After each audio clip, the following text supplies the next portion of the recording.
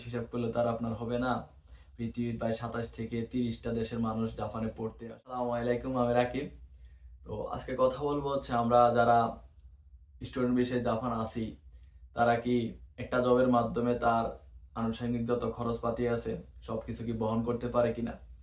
বিগত ভিডিওতে এরকম কিছু প্রশ্ন পেয়েছিলাম, যার কারণে আজকে এই ভিডিওটা বানাচ্ছি।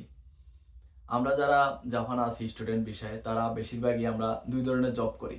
একটা হচ্ছে রেস্টুরেন্ট, আর একটা হচ্ছে কনভেনি, অর্থাৎ সুপার শপ যেই জবগুলো আছে ওইগুলা। তো শহরভেদে আপনার বেতন আপ ডাউন করে। যারা আমরা কানসে এরিয়াতে আছি, কোবে, ওসাকা, কিয়োতো, নারা এগুলোতে, তো তারার বেশিরভাগেরই বেতন হচ্ছে ১২-১৩ এরকম মান। তো আর যারা টোকিওতে আছে, টোকিওর আউটসাইড গুলাতে আছে, তারা ১৪-১৫-১৬ মতো আসে। এভারেজ একই। তো যদি হিসাব করি, আপনার ১২-১৩ মান দিয়ে কি আসলেই আপনার যে টিউশন ফি প্লাস হচ্ছে খাওয়া দাওয়া এগুলা হয়ে যায় কিনা? হ্যাঁ, হয়ে যায়। একটু কষ্ট হয়ে যায়, তবুও হয়ে যায়। তো আপনার যদি বাড়িতে দেওয়ার চিন্তা থাকে, তাহলে আপনি একটু হ্যান্ড ক্যাশ বা হচ্ছে আদার যে সবগুলো আছে ওইগুলোতে আপনি যেতে পারেন। তো হ্যান্ড ক্যাশ বলতে, এখন হ্যান্ড ক্যাশ বলা কি? হ্যান্ড ক্যাশ হচ্ছে আপনি যে জবগুলো করবেন এগুলো হচ্ছে ব্যাংক জব। মানে হচ্ছে আপনার ব্যাংকে টাকা আসবে।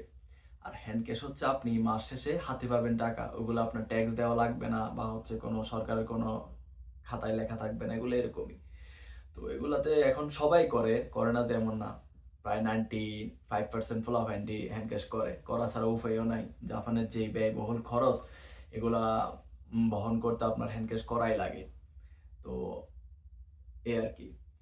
আ জব এভেইলেবল আছে।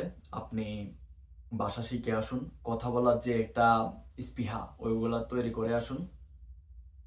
আপনি যেন এখানে এসে দ্বিধাদ্বন্দ্বে না পড়েন যে এখন আমি কিভাবে কথা বলবো, আমার তো ভাষা লেভেল তেমন নাই।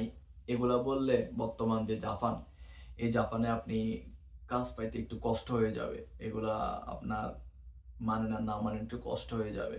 কারণ এখন পোলাপান এত আসতেছে, শুধু বাংলাদেশ হিসাব করলে তার আপনার হবে না। পৃথিবীর প্রায় ২৭ থেকে ৩০টা দেশের মানুষ জাপানে পড়তে আসে। যার কারণে এখন অনেক পোলাপান এক সেশনে আসে, যার কারণে অনেক কষ্ট হয়ে যায় নতুন যারা আসে জব পাইতে। তো এই কারণে আমার ছোট ভাই হোক আর বড় ভাই, একটা উপদেশ থাকবে, আপনি জাপানে আসার আগে আপনার ভাষা লেভেল এন্ড মাস্ট থাকতে হবে।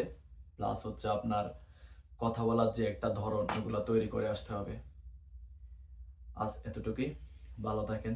আসসালামু আলাইকুম।